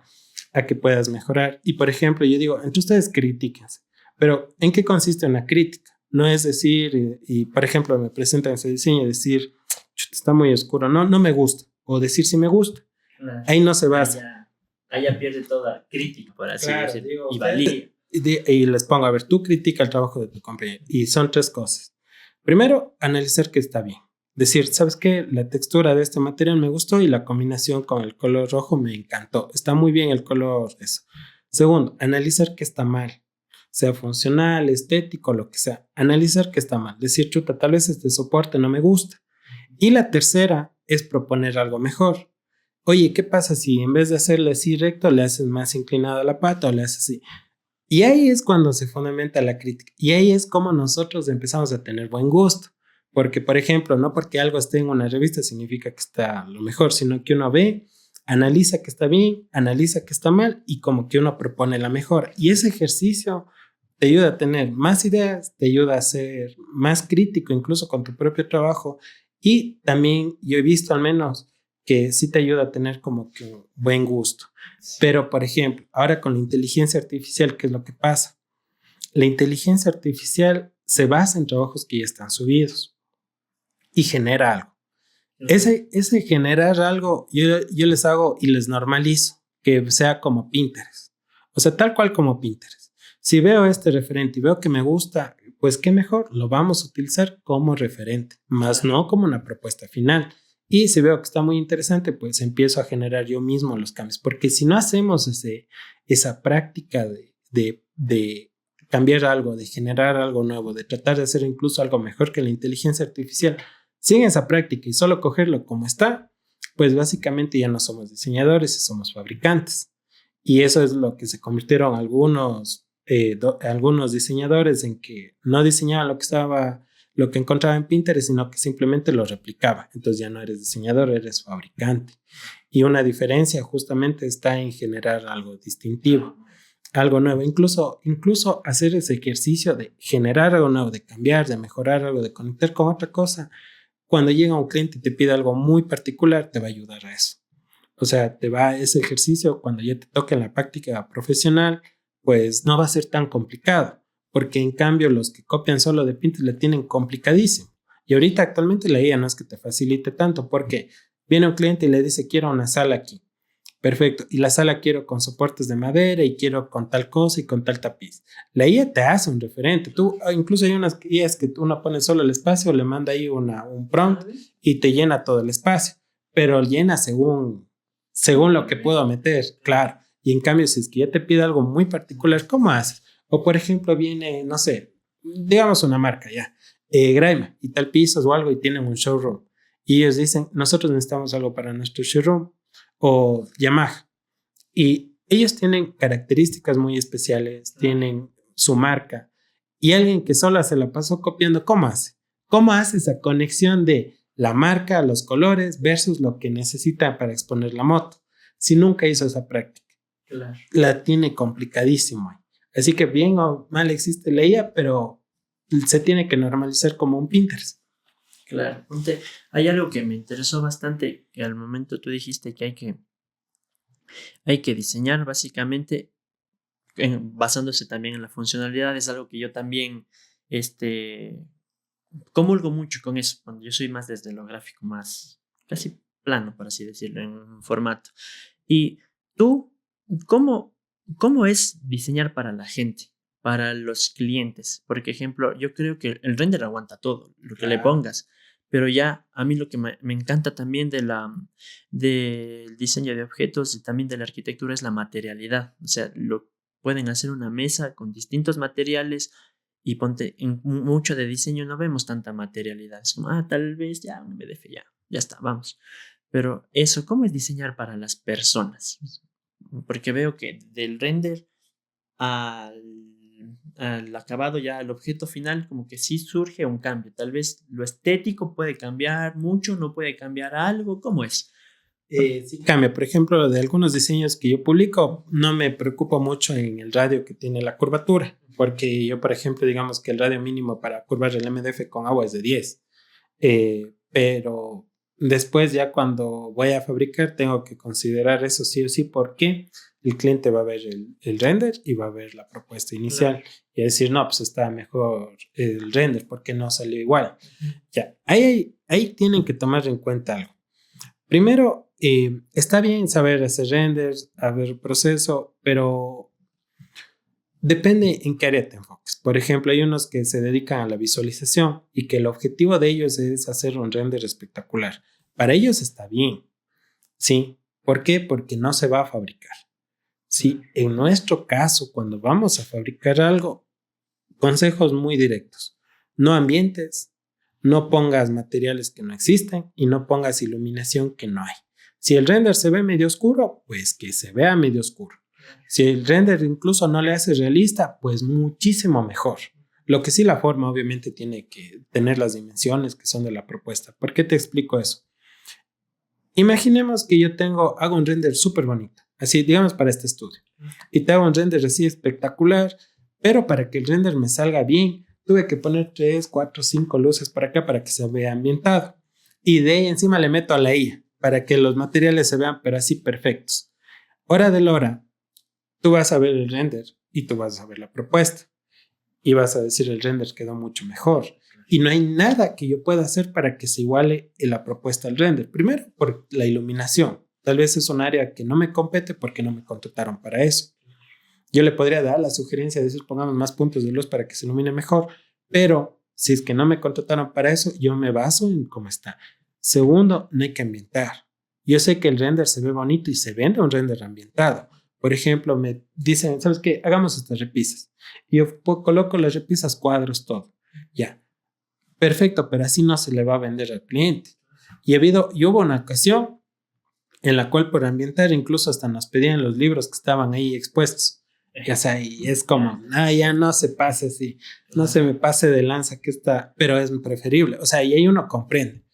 Es preferible vender un render tal cual como se va a ver en la realidad. No pongamos más luces, no pongamos ambientación, pongamos lo que vamos a vender. Porque si tú te aseguras de que el cliente, incluso así nos aseguramos de que ya lo construido sea mejor que el render. Claro. Es preferible que diga el cliente, chuta, me quedó muchísimo mejor que el render, a que me venga el cliente y me diga, oye, pero no se aparece nada del render. Ahí sí estamos en un problema. Por eso hay dos tipos de áreas, digamos, en lo que es renderizado. Uno sí se dedica a la visualización, para ellos queda muy bien eso. Pero a los que nos dedicamos tal vez al render para la venta, pero más para la construcción, tenemos que bajarle. Y yo sé que hay personas que hacen render súper realistas, pero claro, bajémonos. Claro, más que nada me genera a mí un conflicto, porque es como que los dice, bueno, tú sabes más de este tema que yo puedo hablar completamente desde la ignorancia, pero que sea más que nada un diseñador que solo haga render, es un diseñador como tal, porque, a ver, si es que no le puede aplicarse, queda en un plano más estético, que se ve bonito, y tal vez se venda, no sé, para un cuadro, para una exhibición o algo, pero, no sé, un diseñador que haga el render y que plasme, es como que le está yendo más allá de la hoja, por así decirlo. O sea, Claro. y ahí sí no sé si es que como que catalogarlo, como tú también dijiste, hay algunos que si copian, se vuelven fabricantes, ya no diseñadores. No sé, ¿qué opinas? En este caso se aplica, digamos, si es que solo se dedica a la visualización, aplica como diseñador porque posiblemente esté diseñando algo, una silla, una mesa que tal vez de su forma no hay. Entonces, aún se sigue manteniendo porque tranquilamente si quiero llevarlo a la materialidad, aunque sea le hago en impresión 3D y ya lo tiene. Y cuando se aplica este tema de solo visualización, por ejemplo, cuando una empresa te llama y te dice que está vendiendo, no sé, lámparas o está vendiendo, por ejemplo, unas velas y quiere que le ambientes todo un espacio y tú le coges, le renderizas. ¿Para qué? Para que esa persona venda dentro de un catálogo. Y en cambio, es básicamente visto que ahí trabaja más en esa área en catálogo, ¿sí? Y ellos sí se sacan el aire. Pero si es que no diseña, ahí tú, porque hay ocasiones que, y me ha tocado trabajar con estas personas, en que yo modelo la propuesta, todo, le hago el modelo así con todos los tejidos y todo lo que es, pero hay una persona que se dedica netamente a renderizar, yo le doy al dueño de la empresa la propuesta que hicimos y él dice ya vengo, y va, y antes de fabricar todo, más bien ya tenemos los renders. En ese punto no es digamos, no sería diseñador industrial ni diseñador de objetos, sino ya vendría siendo visual, tiene un nombre, visual algo. Es más específico, es una área. Pero tal vez estudió diseño, todo, pero digamos es como que sí se aleja el tema del diseño porque no diseñó nada, sino ambientó. Sí, es un poco complicado, o sea, sí es un poco complejo. Ahí ella debería hablar, digamos, ahí también soy un tanto ignorante en ese sentido, pero por ejemplo los renders que yo he visto son renders y yo sí, Y dije, ¿y eso cuándo fabricamos? No, no fue fabricado. Y tú le ves, está puesto en una playa, está puesto en todo lado, y tú le ves en un catálogo, ni idea de qué es un render. Claro. Claro, pero es un área muy específica. Visual algo es, no me acuerdo muy bien. Más que nada, ponte, yo me llevo. Quise hacer esta reflexión porque, ponte, mi diseñador favorito, y es un diseñador industrial, se llama Víctor Papanek. Y era como que diseñar para el mundo real. Es como que, ¿qué tanto estamos diseñando para un mundo real? Cuando solo es. O sea, más, no es como. Tal vez puede ser una crítica, pero tampoco es como que. Yo tampoco no sé, no soy. Se me puede criticar también como diseñador demasiadas cosas. Pero eso más o menos era como que qué tanto es diseñar para un mundo que funcione y qué tanto es para un catálogo que se vea bonito como para vender. Claro. Es un dilema un tanto complejo, pero, o sea, desde mi posición, tanto así diseño no le llamaría. Y si solo se dedica a renderizar sin diseñar nada de lo que está ahí, no lo llamaría. Pero si es que, por ejemplo, hago un modelado 3D y hasta ahí quede, lo propongo, para mí está dentro del diseño, porque estás haciendo todo el proceso que conlleva un renderizado. Aquí, por ejemplo, no estás conectando ideas para generar una nueva forma, sino que posiblemente estás descargando archivos para que se vea bien. Ahora, no quiere decir que eso sea más fácil, sino es otro proceso, pero no está tan conectado con ese proceso que yo te mostré anteriormente, que cambia la palabra, no decir asiento. Para mí sí se aleja un poco más de eso, pero si alguien hace en 3D y lo publica, para mí es diseño como tal. Claro, bueno, también desde la otra perspectiva, si hay mercado, entonces claro, algo y claro, claro, y otro consejo es, igual no soy el único que aplica eso, de que hay que hacer proyectos ficticios. Y por ejemplo, yo recién salí de la universidad, oye, no es por nada, invéntate un nombre, invéntate un cliente, invéntate un sector en donde va a estar instalado y hazte loco y publica fotos diciendo que tomaste medidas, todo, y publica en redes sociales. O sea, es sí o sí. Cualquier diseñador que salga de la universidad tiene que hacer proyectos ficticios. Y una forma de hacer proyectos ficticios es por medio del renderizado. Y sí justifica hacer un render que se vea casi real, como para decirle al público, miren, sí fue hecho. Pero ya cuando me contacte un cliente real para fabricar algo, prefiero hacer lo más simple en cuanto a renderizado y que no se me queje, diciendo esto está mejor. Porque ahí sería venderles un falso sueño.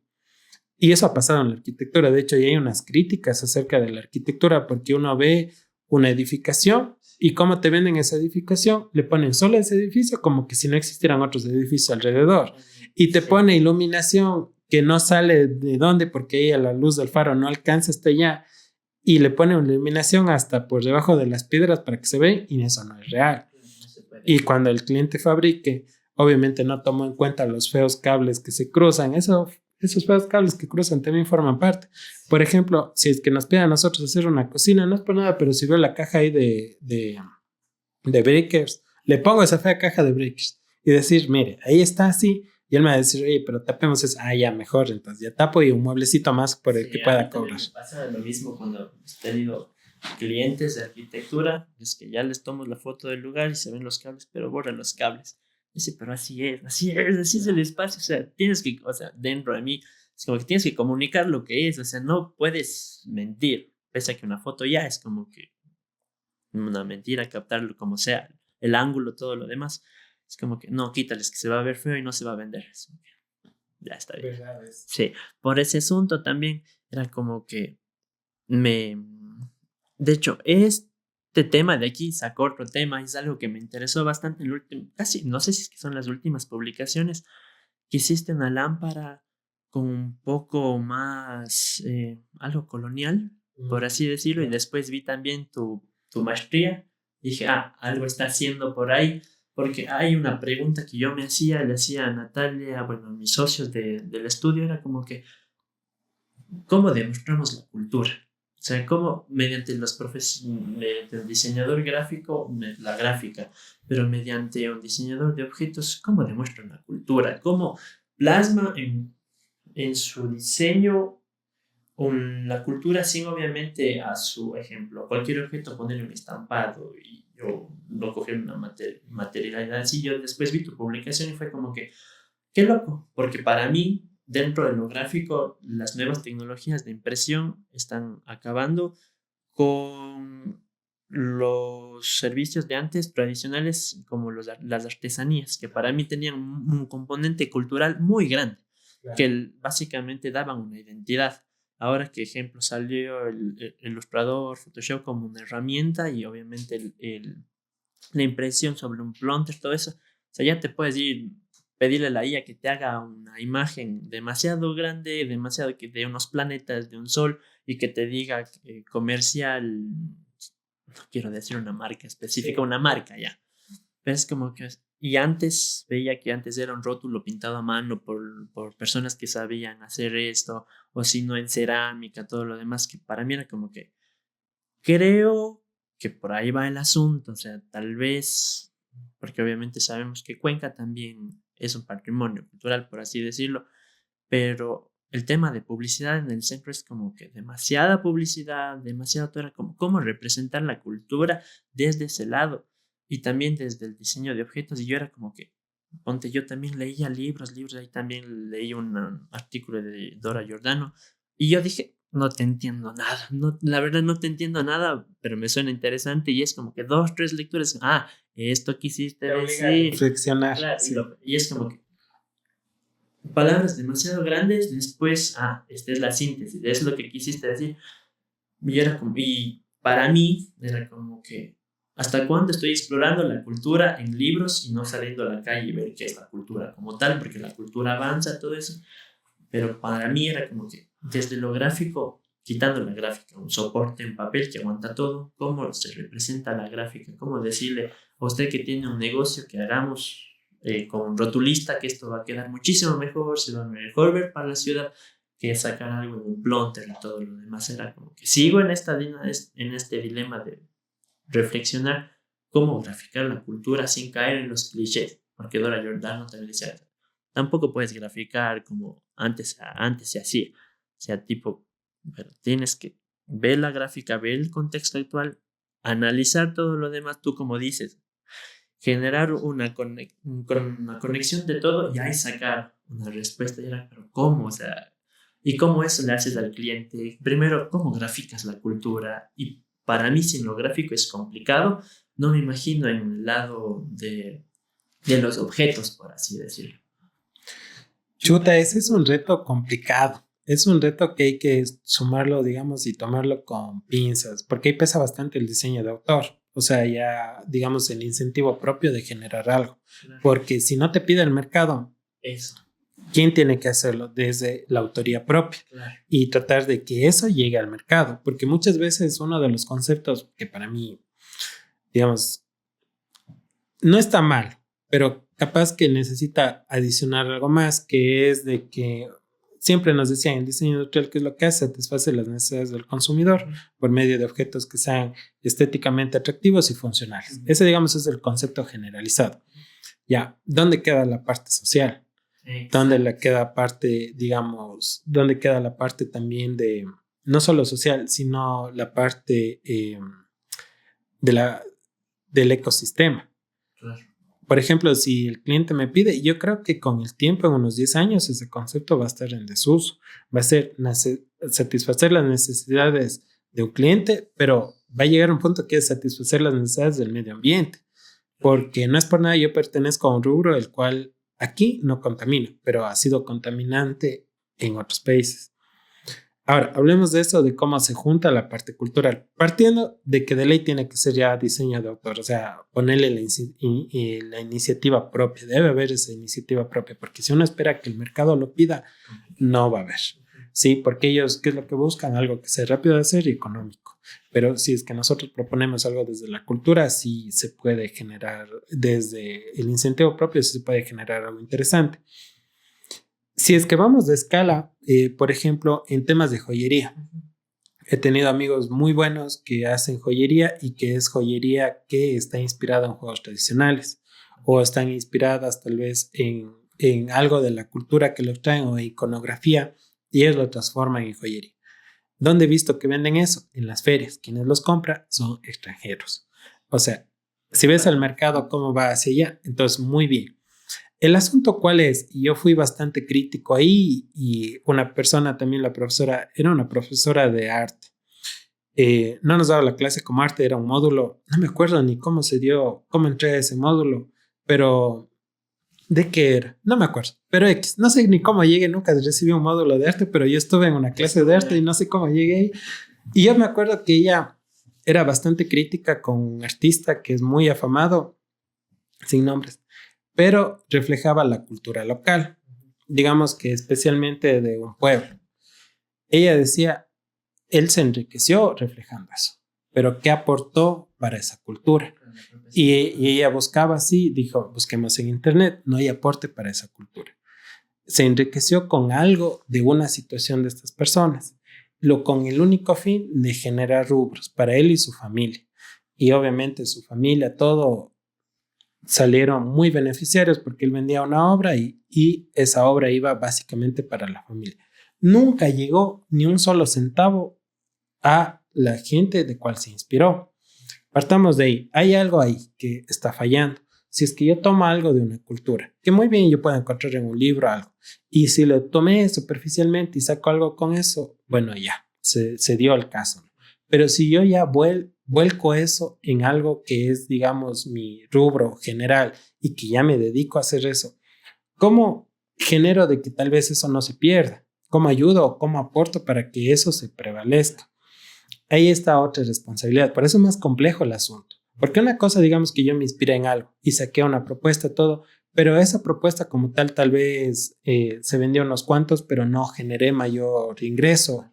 No está mi negocio alrededor de eso. Ahí, digamos, es salvable el asunto. Pero si ya es tu negocio y ya te generaste una fama acerca de eso y no generas algo para esta comunidad, entonces, ¿cómo ayudas? Ahí estamos también en otra cosa que es un tanto complejo, que es la apropiación cultural. Por eso, chuta, no es por nada, pero hay que saber qué elementos se puede tomar y qué elementos no. Y sobre todo no caer en coger eso y cambiarlo completamente, porque estoy dañando un símbolo que posiblemente tenga alguna historia y que conecte con algo. Se da muchísimo esto en México. Habían diseñadoras que son, no por el hecho de ser mexicano, quiere decir que toda la cultura que está alrededor de eso te pertenece.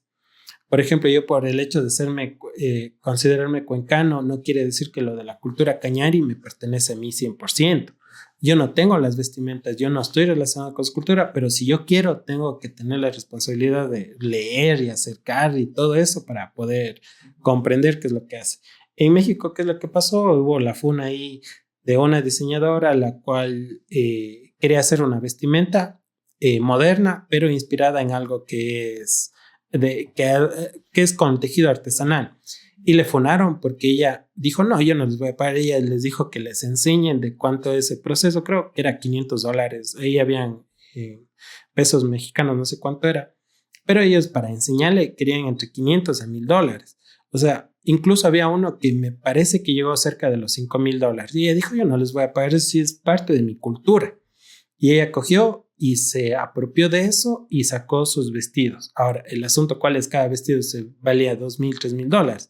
O sea, no es por nada, pero me parece que el costo que les quería cobrar esta población versus la ganancia que ella percibir por eso no era nada. Incluso ella ya se hacía un nombre o un renombre por el producto que estaba percibiendo. Y no es por nada, pero ellos, ¿cómo se mantiene su cultura? Por medio de esos costos.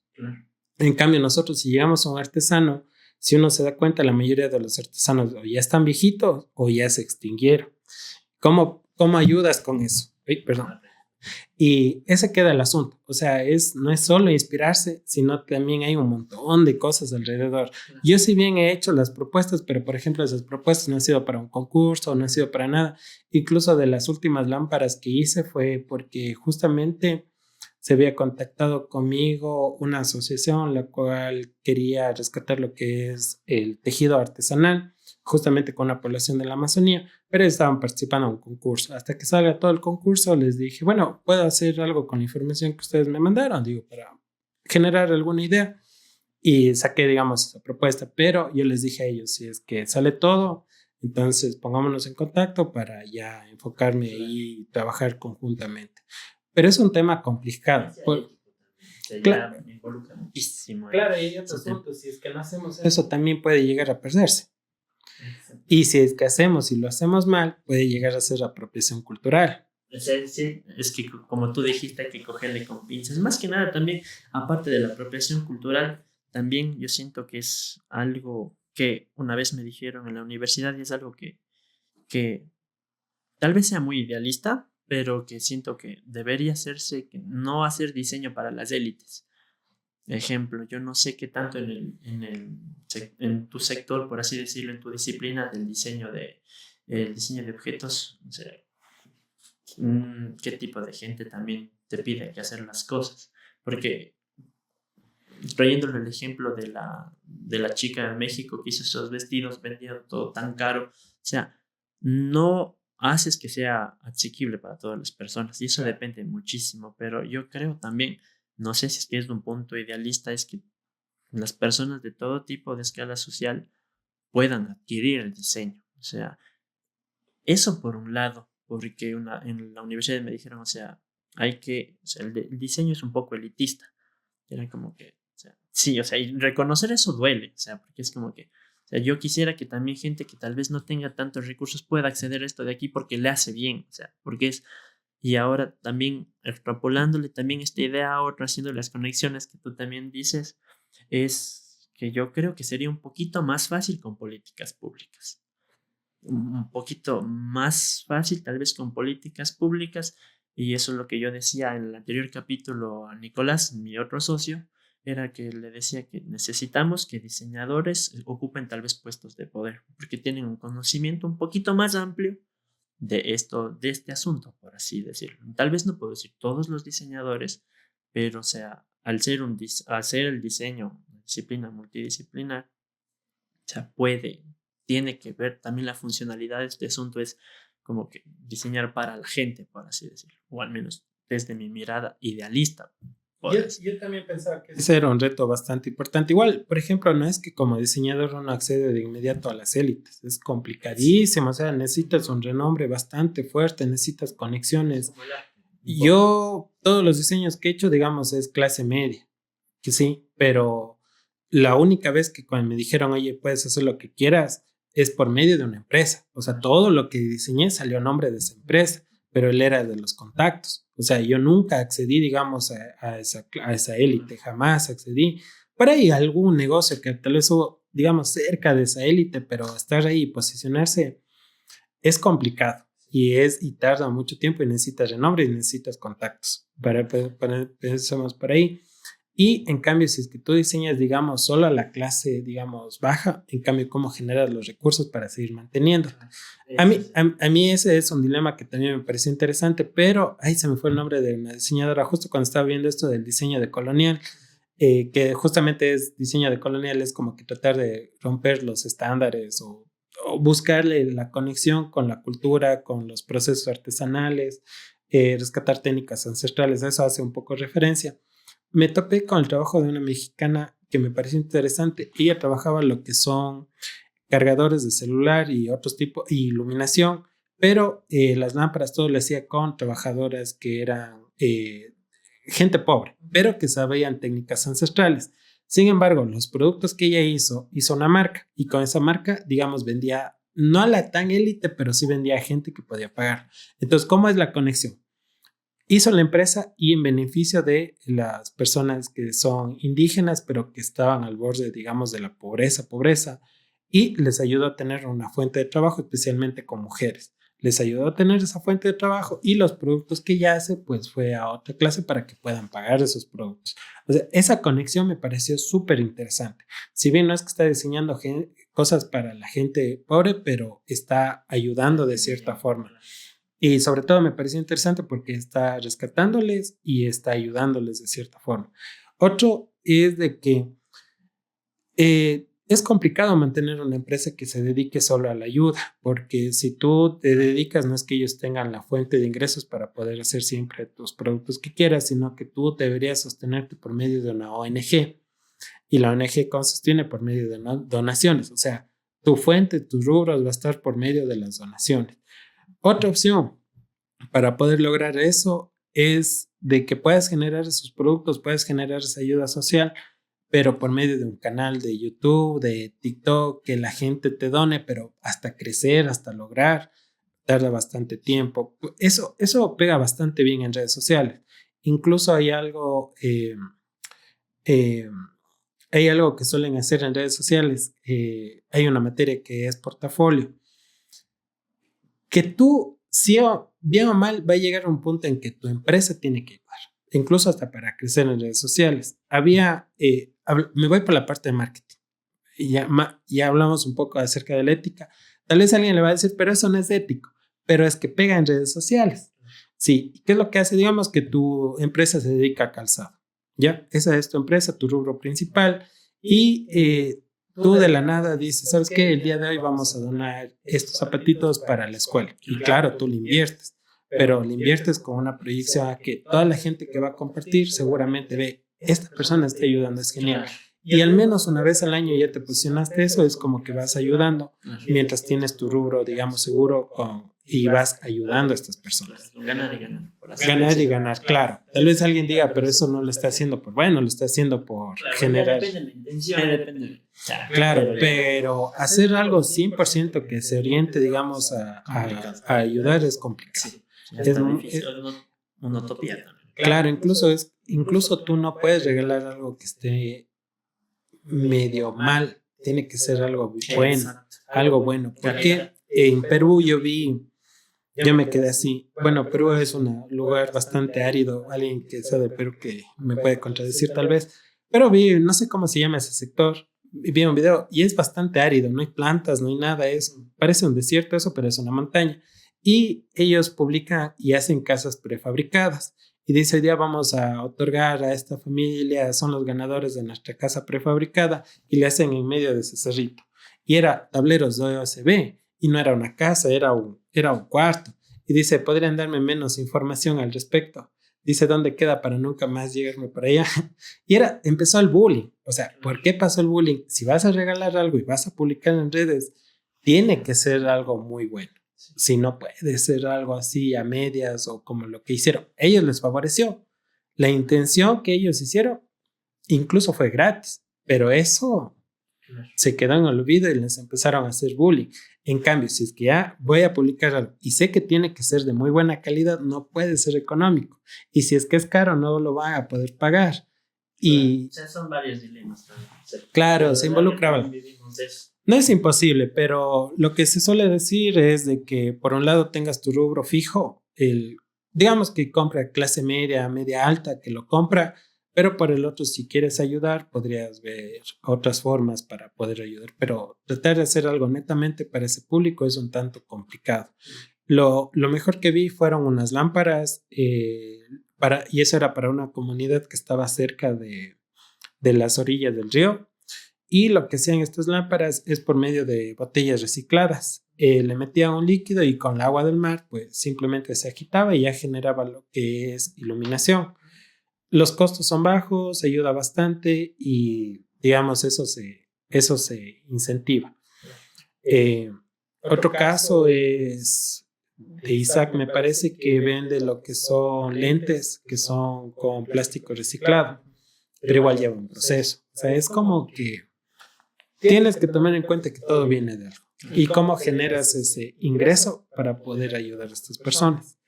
Y sobre todo, si es que vas a ayudar, ¿cómo haces algo de tan buena calidad para que no te hagan bullying en redes sociales? Pero ya para ir terminando, tengo dos preguntitas. ¿Tú cómo, más que nada, tú cómo le ves al diseño de aquí en 15, 20 años? Ya sea el diseño general o el diseño de tu profesión. Chuta. ¿De quién? O sea, la verdad, yo me considero igual, creo que todos más bien, mis compañeros, nos consideramos como las piedritas de algo. Sí, no sé en 20 años qué nos pasará, pero es como los que hemos estado luchando para que se conozca. Incluso ya se formó una asociación de diseñadores, tengo un grupo de WhatsApp para que se colaboren entre diseñadores mismos, donde puedo comprar tal cosa, todo. ¿Cuál es el objetivo de todo esto? Es como vistas al futuro. Sí, para que tal vez los nuevos diseñadores que vengan no la tengan tan complicada como nosotros. Nosotros aún tenemos un problema gravísimo, yo siempre he dicho eso. Nosotros salimos con la idea de que tenemos que hablar con lenguaje de médico para así cobrar más. Es lo peor que se pudo haber dicho, lo peor que se pudo haber hecho. Si es que eso hubiese sido real, ahora diferenciaran bastante bien el público lo que hace un diseñador gráfico de lo que hace un diseñador de interiores y lo que hace un diseñador de objetos. Justamente. Y estamos todos metidos en este mismo rubro. Y ha habido puntos, verás. O sea, puntos en donde uno llega y dice, oiga, y de paso me puede dar siendo un logo. Y una vez por desesperación dice, sí, sí le voy a dar siendo un logo. Y no tiene nada que ver con eso y llama a un pana, oye, ayúdame con eso. Y la gente es porque no entiende y porque no utilizamos un lenguaje claro. Ahora más bien se está luchando como para que se dé a conocer el diseño. Es un trabajo largo. Es un trabajo largo. O sea, más bien el objetivo es... Y ahorita no estamos para competir. O sea, yo digo, competir entre nosotros no estamos. Y no porque no tengamos las posibilidades, sino que el objetivo es más bien luchar entre todos para que entienda el público qué es el diseño de interiores. Por ejemplo, uno que ha funcionado bastante bien actualmente es el diseño de interiores. A ellos ya se les conoce qué es lo que hacen. Ya le diferencian un chance más de lo que hace un diseñador gráfico.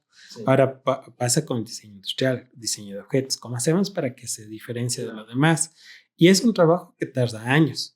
¿Y cómo se logra ese trabajo? Como algo que tú mencionaste, posiblemente con políticas, incluso con ruedas de prensa, con lo que tú estás haciendo. Y es una tremenda piedra para esto. ¿Y qué es lo que ayuda a todas estas piedritas para que posiblemente los nuevos diseñadores, primera, no lo tengan tan difícil darse a conocer? Y segunda, es de que es un proceso el cual se busca algo de identidad. Por ejemplo, y es complicadazo. O sea, por ejemplo, en España, ellos están luchando por de dónde sacan identidad, cómo hacen identidad de ellos. No pueden. Por ejemplo, Escandinavia, diseño escandinavo, Finlandia. O sea, Finlandia está muy posicionada con el diseño. Yo no veo una madera muy bien trabajada, con unos diseños orgánicos espectaculares. La mayoría de diseñadores son finlandeses. O sea, ellos ya se posicionaron con el uso de la madera. Los mejores diseñadores y fabricantes de madera están ahí y ya están reconocidos. Excelente trabajo, propuestas. Parece que la madera tiene un alma con eso. Y en cambio nosotros llegar hasta eso, y lo peor que tenemos cultura. ¿De dónde? Tenemos un montón de cultura de donde podemos sacar, pero primero tenemos que posicionarnos y apoyarnos. O sea, ahorita competir, decir, tal diseñador es mejor que el otro, oye, no, ahorita más bien apoyémonos. Si veo que se venta este grupo, hagamos algún grupo, hagamos exposiciones, justamente la ASO, que actualmente está liderado por Silvia y Felipe Hualpa, se está luchando por eso. O sea, la Asociación de Diseñadores está justamente luchando, abriendo espacios para que puedan exhibir, vender productos y juntándolos ahí para que puedan salir. Yo creo que somos como que la piedrita. Por eso no sabré decirte de aquí en 20 años, pero mi objetivo es, por ejemplo, de que de aquí salgan un montón de diseñadores y que ya tengamos una identidad. Fuera bacán que llega un mueble y dice, ve, esto es de Ecuador, así como pasó con el Panama Hat. No debería llamarse así, pero ya la gente lo está relacionando con que hacia el Ecuador. O la tortuga, uno ve la tortuga y Galápagos. O sea, fuera bacán que llegue a un punto en el que con algo con identidad digan, ve, esto es del Ecuador. Sí, o sea, desde lo gráfico estaba la búsqueda de la misma cuestión. Era como, ¿cómo? Pero cómo, por eso ponte, o sea, doy gracias a que tengo el privilegio de tener un negocio, de que puedo tener, tal vez no estar trabajando ahorita para alguien más, aunque eso también es duro, porque es como que, porque también no es solo que pueda estar sentado aquí y hablar contigo, hablar con más personas, sino también es de cómo vivo, cómo tengo que salir a buscar clientes y es como que buscar el equilibrio entre las dos, o sea, es un proceso que la verdad yo recién estoy como que quitando una balanza, porque la verdad es complejo. Ya con 3 capítulos ya estaba así, ya 2 semanas como que editar todo eso. Pero después fue como que, o sea, es algo interesante, o a mi punto de vista interesante, es algo que lo hago para otras personas también. Y eso, o sea, que mostrar la identidad. Si es que esto ayuda a aportar identidad, o al menos en búsqueda de la identidad que está presente, pero representarla es el reto para mí. Y de hecho, muchas gracias por estar aquí. Y la última pregunta, y ya con esto no te molesto más, es, bueno, ¿quién es Wilmer Chacón? Buena pregunta. No lo vi venir. O sea, yo me considero simplemente amo el diseño en todas sus facetas. Me encanta el diseño, incluso me he metido en diseño gráfico a ver cómo funciona todo eso. Creo que es uno de mis motores, incluso cuando uno está desesperado o algo, está estresado, me pongo ahí a dibujar, a diseñar. O sea, es algo que siempre me ha impulsado. Yo creo que la mejor definición es eso, que amo el diseño y, y creo que una forma de amar también es compartir. Por eso, si ponen mi nombre, van a encontrar una página web que trato de poner todo lo que sé gratuitamente. Eso me han dicho, ¿por qué no cobras? Puedes cobrar de la metodología, todo, digo, pero puede ser, digo, a futuro, no sé, pero es eso. O sea, si es que yo comparto también para que los otros diseñadores vean que no es necesario guardarse, digamos, las cosas. Por ejemplo, si alguien tiene un maestro que trabaja bien en metal y solo se guarda para sí mismo, eso me refiero, no estamos para competir, sino más bien para compartir. Y si compartes ese contacto, pues qué mejor porque apoyarías a alguien más. Y así nos vamos construyendo paulatinamente. Y yo creo que eso, la mejor definición, más bien, es eso, que amo el diseño. Amo el diseño, sí. Yo también. Muchas gracias. Espero que Gracias a te ti. haya gustado. Espero también que les haya gustado. Esto fue el 4º capítulo de Gente del Medio y nos vemos en una próxima ocasión. Chao. Muchas gracias. Muchas gracias a ti. Me encantó el espacio.